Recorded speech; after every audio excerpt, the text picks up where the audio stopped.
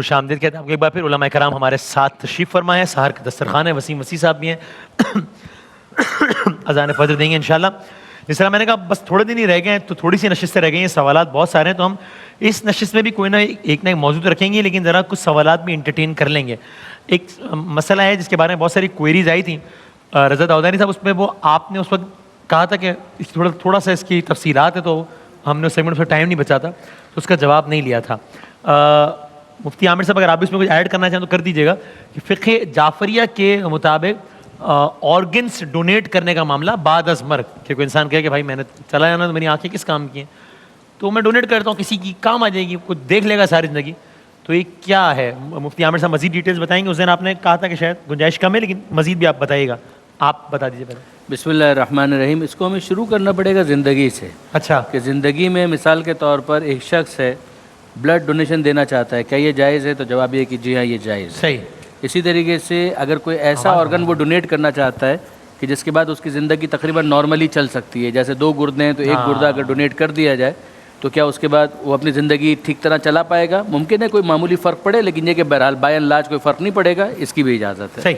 اسی طریقے سے اسکن کے حوالے سے کبھی کبھی اپنے لیے بھی ضرورت پڑتی ہے کہ یہاں کی اسکن کاٹ کر کسی اور جگہ لگائے گی, تو اس کے اندر بھی کوئی پرابلم نہیں. اگر فرض کیجئے کہ یہ ضرورت کسی اور کو پیش آتی ہے, اس میں بھی کوئی پرابلم نہیں.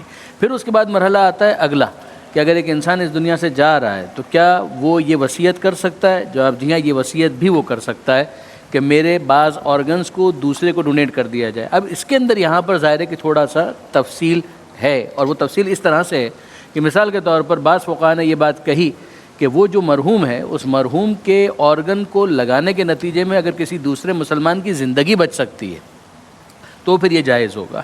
اگر اس نے وصیت کی ہے اور وصیت کے بعد اس کے جسم کے اس آرگن کو لگانے سے جو دوسرا ایک مسلمان ہے اس کی زندگی کو بچایا جا سکتا ہے, تو اس کام کو آغا سیستانی مثلاً وہ جائز کہتے ہیں.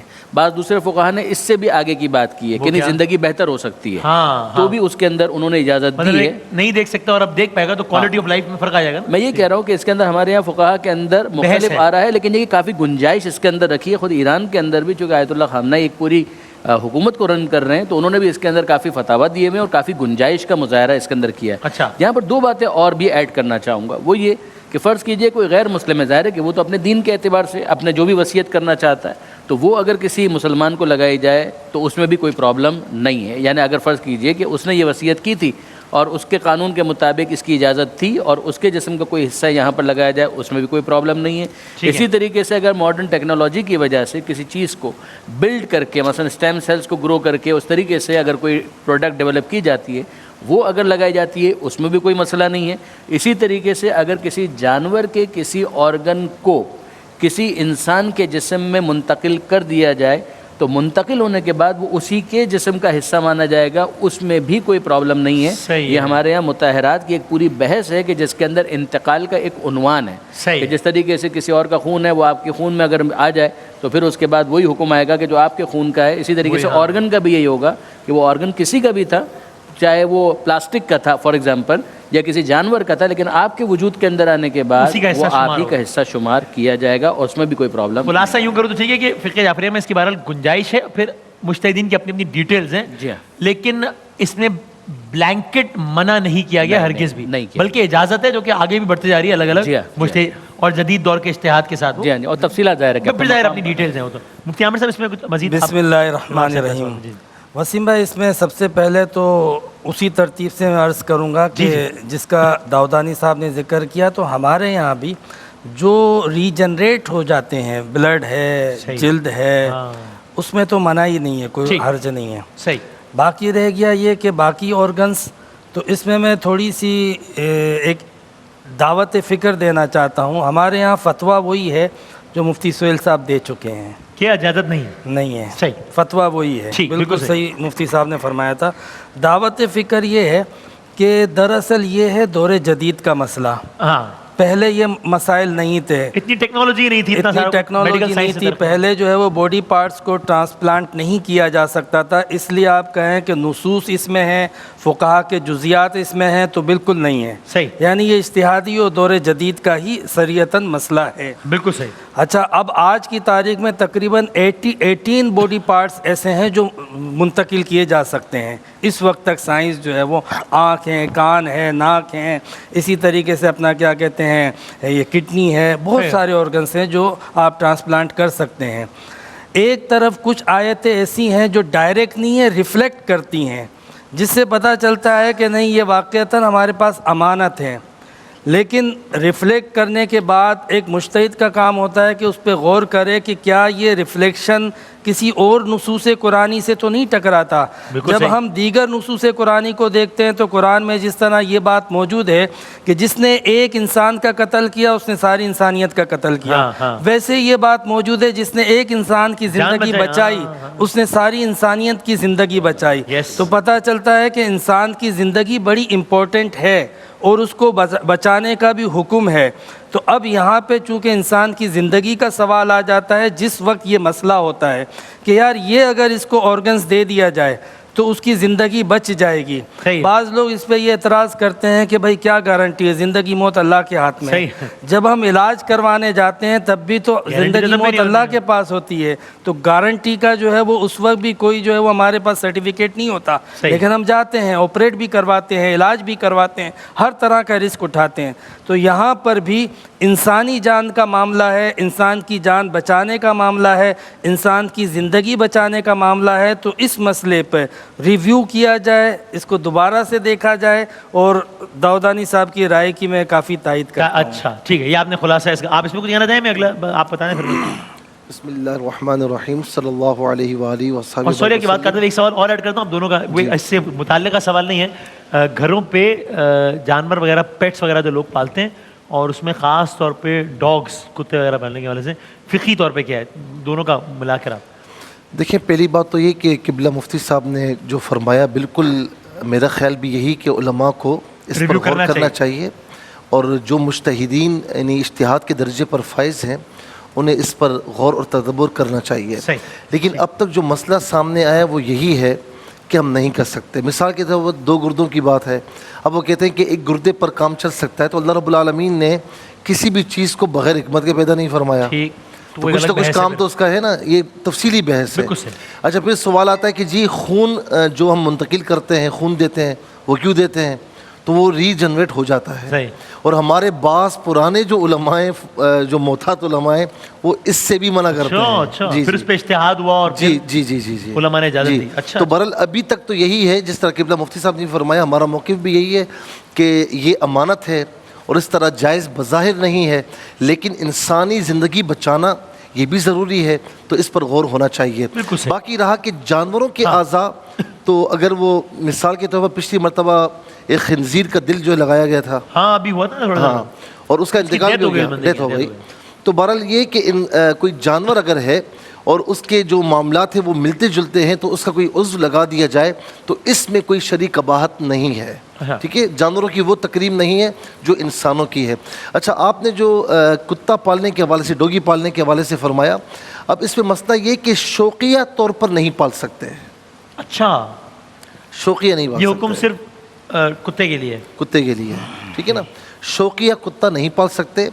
اگر پالا ہے آپ نے، اس صورت میں اجازت ہے کہ جب آپ مثال کے طور پر کسی ایسے ایریا میں رہتے ہیں کہ جہاں پر حفاظت کے معاملات ضروری ہیں، تو وہاں پر آپ کتا پال سکتے ہیں، لیکن یہ خیال رہے کہ وہ کتا آپ کے گھر کے اندر نہ آئے۔ اچھا، یہ خیال رہے، باہر جو صحن وغیرہ ہے، یعنی جہاں پر گاڑی وغیرہ کھڑی ہوتی ہے، وہاں پر کوئی ایسی جگہ بنا دے کہ جہاں پر وہ رہے اور اپنی حفاظت کی ذمہ داری وہ ادا کرتا رہے۔ اندر آئے تو حرام ہے، یا پھر اندر آئے گا تو آپ کو طہارت کے لیے بڑی احتیاط کرنی پڑے گی، جی، طہارت کے لیے اہتمام بھی کرنا پڑے گا، کیونکہ یہ گیلا ہونا اور انسان کے ساتھ لگ جائے تو معاملات ہوتے ہیں، ٹھیک ہے نا؟ ناپاکی کے معاملات ہیں، جی، اس کو بھی پاک کرنا پڑتا ہے۔ اور حضور نبی کریم علیہ السلام کی حدیث پاک ہے کہ جس گھر میں کتا ہو اور جس گھر میں تصویر ہو، وہاں رحمت کے فرشتے نہیں آتے۔ اچھا، تصویر کس عنوان سے، یعنی کوئی بھی تصویر جس طرح ہم لگاتے ہیں نا؟ اچھا جی، اوکے، اس میں فقہی حوالے سے کوئی رائے ہے مطلب؟ ٹھیک، جی ضرور ضرور ہے۔ یہاں تک کہ میں ایک حدیث پاک سناؤں کہ کچھ پردے لگے ہوئے تھے, کرٹن جو ہوتے ہیں نا یہ لگے ہوئے تھے, اس پر تصویریں تھیں. تو سیدہ عائشہ رضی اللہ تعالی عنہا کو آقا علیہ السلام نے منع فرمایا اور پھر یہ حدیث بیان فرمائی. ٹھیک, تو اس میں آناف کی رائے بالکل ہی اچھی ہے ان حدیث کی روشنی میں. اب ظاہر ہے کہ اس کے اندر کیونکہ ہمارا تو اتنا محبت کا تعلق ہے کہ بار بار مجھے اب وہ رسمی طور پر اجازت لینے کی بھی ضرورت نہیں پڑتی. سبحان اللہ. گزارش یہ ہے کہ جیسے پیٹس وغیرہ کے جو معاملات ہیں وہ جائز ہیں, یعنی جانور رکھے جا سکتے ہیں, پرندے پالے جا سکتے ہیں, اس میں کوئی حرج نہیں ہے. وہ تو یہاں بھی حرج نہیں ہے نا, صرف کتے کے حوالے سے کہا گیا. کتے کے حوالے جو پالتو ہیں ان کو رکھا جا سکتا ہے, جو پالتو نہیں ہے تو ان کو تکلیف دینا جائز نہیں ہے. کتے ہیں ان کو حفاظت کے لیے رکھا جا سکتا ہے, اس میں تو کوئی پرابلم نہیں ہے حفاظت کے لیے. تفریح کی غرض سے حفاظت کا تو مطلب پھر تفریح نہیں رہا نا. ہاں, تو تفریح کی غرض سے نہیں رکھا جا سکتا. عرض کرتا ہوں. اچھا جی. اسی طریقے سے شکار کے لیے بھی بعض کتے ہوتے ہیں جن کو ٹرین کیا جاتا ہے, ان کا بھی معاملہ الگ ہے. اس کے بعد آ جاتی ہے بات کہ ٹھیک ہے اپنے گھر کے اندر لے جانا اور یہ ساری چیزیں, اس میں ناپاکی اور طہارت کے جو معاملات ہیں وہ بڑے سینسٹیو ہیں. اس میں آپ کو نماز کے لیے بار بار اہتمام کرنا پڑے گا, وہ دیکھ لیجئے. لیکن یہ کہ بہرحال اس کو پسند نہیں کیا گیا, حرام میں نہیں کہہ رہا, لیکن اس کو پسند نہیں کیا گیا. اور اس طرح کی روایت ہمارے پاس بھی ہے کہ جہاں پر کتا ہوتا ہے پھر وہاں پر رحمت پروردگار داخل نہیں ہوتی. تصویر کا جہاں تک معاملہ ہے اس کے حوالے سے اتنا سخت تو نہیں ہے معاملہ, لیکن یہ ہے کہ نماز کے دوران یہ ضرور کہا گیا کہ جس جگہ پر آپ نماز پڑھ رہے ہیں وہاں پر اگر تصویر ہے تو نماز پڑھنے کا ثواب کم ہو جائے گا, جس کو کراہت پر حمل کیا جاتا ہے کہ نماز پڑھنے کا ثواب کم ہو جاتا ہے اگر تصویر وہاں پر موجود ہو. اس کا ایک پرپز یہ ہوتا ہے, مقصد یہ ہوتا ہے کہ اس کی وجہ سے ڈسٹریکشن ہوتی ہے, انسان کی جو توجہات ہیں وہ ہٹتی ہیں. تو کسی مجسمے کا ہونا ویسے ہی پسندیدہ نہیں ہے. تصویر کا ہونا جس کی وجہ سے انسان کی توجہ ہٹ جائے, یا کوئی بھی ایسی چیز ہوگی جس سے انسان کی توجہ ہٹے, تو وہ تو ایشو ہے. ورنہ بہرحال آپ کی تصاویر ہیں, فیملی پکچرز ہیں, ان کی منع نہیں ہے ہمارے. ٹھیک ہے جعفر. یہ اکثر لوگ پوچھتے ہیں نا نماز کے دوران سامنے ٹی وی چل رہا ہو تو ٹھیک, اس کا بھی وہی مکروہ ہوگا کہ بھائی حرام نہیں ہے, لیکن چونکہ آپ کا اٹینشن ڈائیورٹ ہونے کا بڑا احتمال ہے, اس لیے بہتر ہے کہ وہ نہ. اگر فرض کیجیے کمرے میں ہے نا دروازہ کھلا ہوا ہے, تاکید دروازہ بند کر دیں, یا تو آپ کا رخ اس طرف نہ ہوتا. لیکن اگر آپ کا رخ اس طرح سے ہے کہ دروازے سے آپ کی نظر باہر جا رہی ہے, باہر موومنٹ ہو رہی ہے, آپ توجہ آپ کی ادھر ادھر ہوگی, تو یہ نماز کے ان آداب کے خلاف ہے. اس لیے پسند کیا گیا کہ اس موقع پر انسان ان تمام تر چیزوں کو اوائڈ. اس میں بتا دیں, پوچھتے ہیں اکثر, پھر آپ بھی بتائیے گا کہ وہ نماز آپ پڑھ رہے ہیں, واجب نماز پڑھ رہے ہیں, فرض نماز, اور اس میں کسی نے کوئی آیا السلام علیکم, تو سلام کا جواب دینا واجب ہے, لیکن نماز کے کلمات میں سے تو یہ نہیں ہے. تو اگر وعلیکم السلام کہیں گے تو آپ نے اضافی کلمہ ادا کر دیا, تو نماز باطل ہو گئی ہے کیا؟ نہیں, نماز کے دوران بھی اگر سلام کسی نے کیا ہے تو جواب دینا ضروری ہے. واجب اس کے لیے طریقہ کار یہ ہوگا کہ جن الفاظ میں اس نے سلام کیا ہے اسی الفاظ میں اس کو دوہرا دیا جائے. اس نے کہا السلام علیکم, آپ بھی کہہ دیجیے السلام علیکم. اچھا, اس میں ہمارے یہاں پہ سلام کا جواب دینا نماز میں جو ہے وہ کلام الناس سے ہوتا ہے, اور نماز میں کلام الناس الاؤ نہیں ہے, اس لیے نماز ہمارے یہاں پہ فاسد ہو جاتی ہے. بالکل صحیح. اور جو مفتی صاحب نے حدیث سنائی نا, یہ باقاعدہ مشکات میں متفق علیہ موجود ہے, جس میں واضح ورڈ ہے کہ رحمت کے فرشتے نہیں آتے. یہ جو ورڈ ہے نا نبی کریم علیہ السلام کے رحمت کے فرشتے نہیں آتے ہیں, یہ بالکل آپ یوں کہیں کہ ہارڈ اینڈ فاسٹ اس کی نفی ہو گئی ہے, ایسا نہیں ہے. یہ ورڈ فقہا کے نزدیک جو ہے وہ صراحتاً حرمت پہ تو نہیں, لیکن ڈسکریج ضرور کیا نبی کریم علیہ السلام نے, ڈسکریج ضرور کیا. یعنی یہ جو تصاویر والا جو کلچر ہے نا یہ پروموٹ نہ ہو, اس کو مطلب مجبوری کی حد تک, کیونکہ نبی کریم علیہ السلام کی نگاہ آخر تک تھی, ان حالات پر بھی تھی. آج ہمیں کئی جگہوں پہ تصاویر کی ضرورت بھی پڑ جاتی ہے, تو ایک بالکل حرمت آ جانا اور ایک ڈسکریج کر دینا اور اس کو جو ہے وہ ناپسند قرار دینا, یہ بالکل ویسا ہی ہے کہ رحمت کے فرشتے نہیں آئیں گے. یعنی اس میں یہ بھی آ گیا کہ لوگ اپنے مرحومین دادا دادی انتقال کر گئے جی, تو ایک یاد کے طور پہ لگا دیتے ہیں, وہ بھی آ گیا اس میں کہ نہیں لگانی. بالکل ایسا ہی ہے. اور جہاں فیملی فوٹوز آپ نے رکھے ہوئے ہیں نا, تو آپ اسے الماری کے اندر رکھ دیں, چھپا کر رکھ دیں, تو اس میں کوئی شرعی قباحت نہیں ہے. سامنے آویزہ نہ ہو, عزت کی جگہ پر آویزہ نہ ہو, اس سے منع کیا گیا ہے. وہ جو پردے تھے نا وہ حضرت عائشہ نے پھر اس کے تکیے بنا لیے تھے, جی تکیے بنائے تھے. اچھا, تو وہ مفتی صاحب والی بات. جی اسی طریقے سے جو پرندوں کی بات ہے نا اور جانوروں کی بات ہے, تو جو پالتو ہیں, جو پرندے پالتو ہوتے ہیں وہ کہیں جاتے واتے نہیں ہیں, کہیں گھر میں ہی جاتے ہیں, ایک جگہ ہی رہتے ہیں, تو ان کو پالنا بالکل جائز ہے, لیکن ان کی غذا کا اہتمام بھی کیا جائے. اور اس کے ساتھ ساتھ یہ جو پر کاٹتے ہیں بعض اوقات, جی, تو پر کاٹنے میں بھی یہ احتیاط کی جائے کہ اسے تکلیف نہ ہو. بعض اوقات پر کاٹتے ہوئے اس طرح ہوتا ہے کہ بلڈ بھی نکل رہا ہوتا ہے, تو اس میں خاص احتیاط کی جائے. ہاں ٹھیک ہے, بالکل.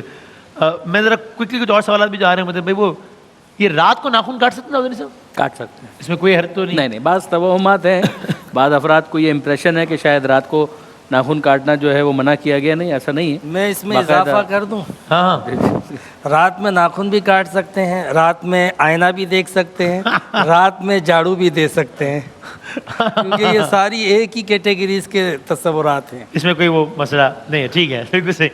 ये अहनाफ में खैर वैसे इस पर आप बात तो कर चुके हैं, लेकिन आप फिर बता दीजिए कि वो ख़वातीन की नमाज जमात, वो आपने बता दिया कि मुनासिब यही है कि घर के अंदर है, लेकिन जिन सूरतों में आपने कहा कि इजाज़त है, तो उसमें यानी मर्द ही पेश इमाम हो और खातून नमाज पढ़नी हो, ठीक ऐसे ही? देखिए हमारे यहाँ अहनाफ में ख़वातीन की जमात यानी ख़वातीन ख़ुद इमाम हो, ये मकरूह है, सही, इसकी इजाज़त नहीं है।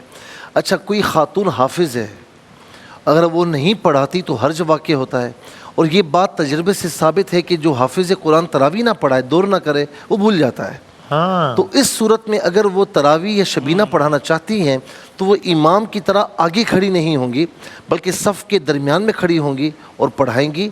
इसकी इजाज़त बरल मौजूद है, ठीक है ना। ठीक है। लेकिन जहाँ पर आम जमातों का ताल्लुक़ है तो कोई ऐसी मस्जिद बनी हुई है, जुम्मे की नमाज या ईदैन की नमाज, कोई ऐसी मस्जिद है कि जिसमें एंट्रेंस और एग्ज़िट बिल्कुल उनका अलहदा है, अलहदा जगह बनी हुई है, पर्दे का अहतमाम है, तो वहाँ पर आ सकती हैं, लेकिन वो उसी इमाम के पीछे पढ़ेंगी जो इमाम मस्जिद में पढ़ा रहे हैं। अच्छा सही।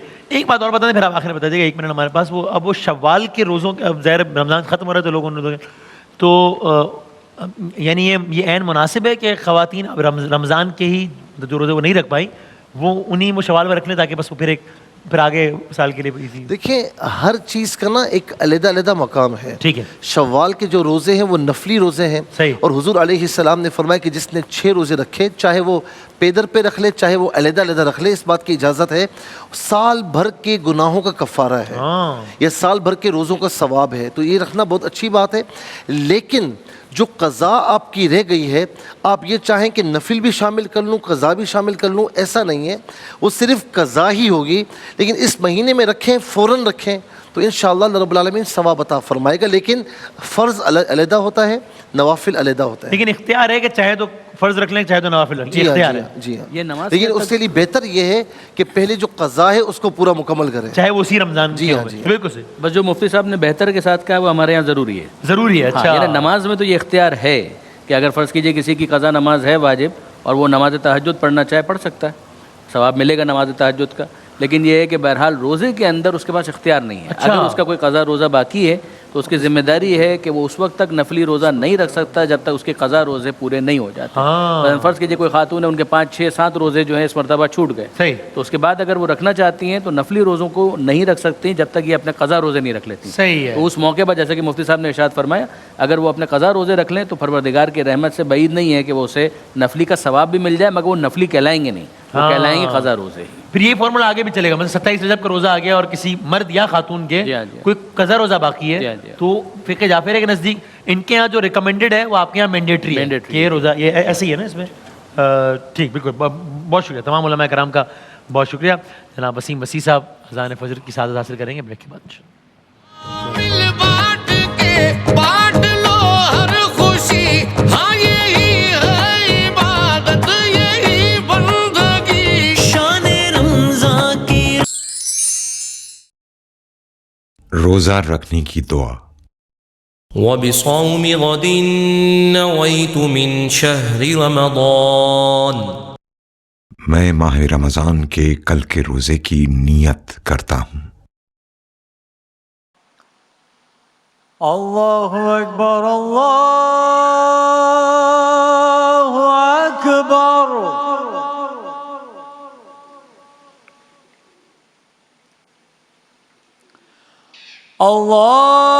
अल्लाहु अकबर,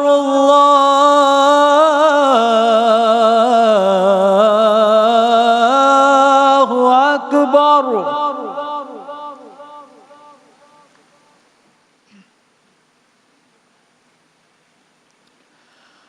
अशहदु अल्ला इलाहा इल्लल्लाह,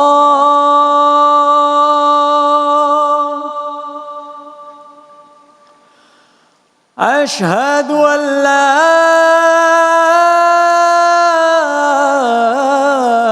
इलाहा इल्लल्लाह।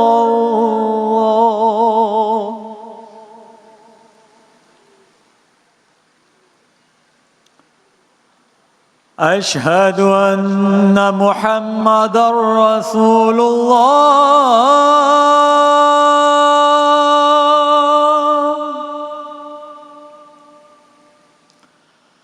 أشهد أن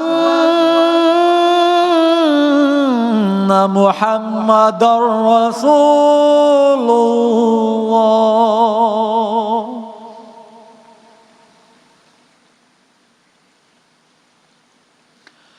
حي على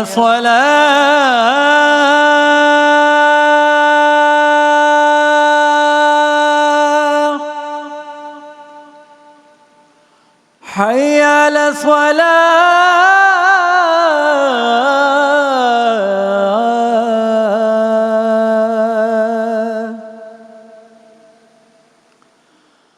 حي على الفلاح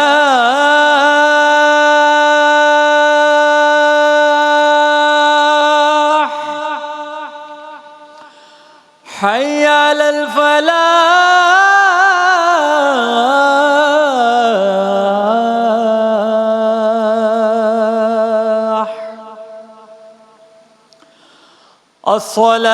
الصلاة خير من النوم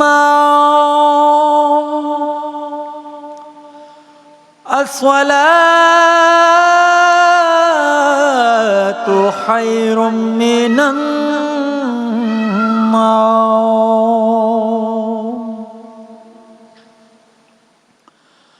الله أكبر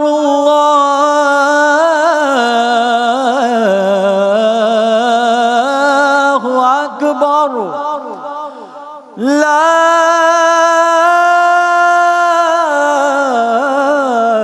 إله إلا الله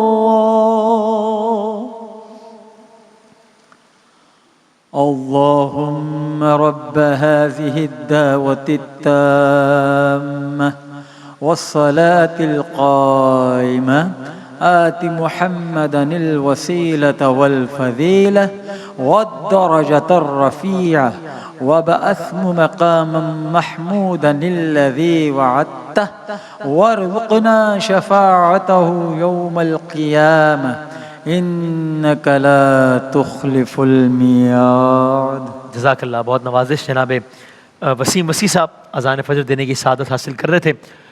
22واں روزہ اختیار کر لیا ہریانہ پاکستان نے دنیا کے کچھ علاقوں میں. 23 رمضان المبارک انشاءاللہ ایک اور طاق رات میں ہم داخل ہو رہے ہیں، یعنی کہ آج جو شب کی یعنی کل جو سحری کی نشریات ہوگی وہ خصوصی نشریہ ہوگا انشاءاللہ، جو کہ رات 1 بجے سے ہوگا، اور ظاہر افطار کی نشریات وہی معمول کے وقت کے مطابق، یعنی کہ 1:45 پر مختلف انبیاء نے مختلف مواقع پر جو دعا کی ہم ان سے اختتام کرتے ہیں سحر کی نشریات کا. سورہ عنکبوت کی آیت اور یہ حضرت لوط علیہ السلام نے دعا کی سے اختتام کرتے ہیں.